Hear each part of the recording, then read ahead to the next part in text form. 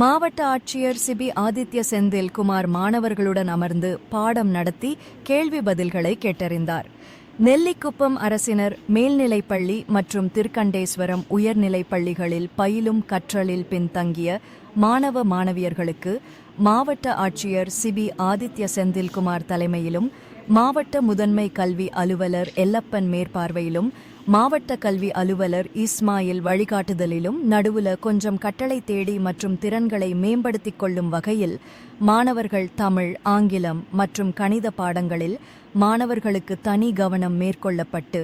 சிறப்பு ஆசிரியர்களைக் கொண்டு கற்றல் மற்றும் கற்பித்தல் மேற்கொள்ளப்படும் பயிற்சியினை மாவட்ட ஆட்சியர் மாணவர்களுடன் அமர்ந்து பாடம் நடத்தியும் கேள்வி மற்றும் பதில்களை பெற்றார். இந்நிகழ்ச்சியில் நகரமன்ற தலைவர் ஜெயந்தி, ஆணையர் கிருஷ்ணராஜன், தாசில்தார் பிரகாஷ், தலைமை ஆசிரியர்கள் பூங்கொடி மற்றும் தேவநாதன், திமுக பொதுக்குழு உறுப்பினர் ராதாகிருஷ்ணன், விசிக நகர செயலாளர் திருமாறன் மற்றும் நகரமன்ற உறுப்பினர்கள் உடனிருந்தனர்.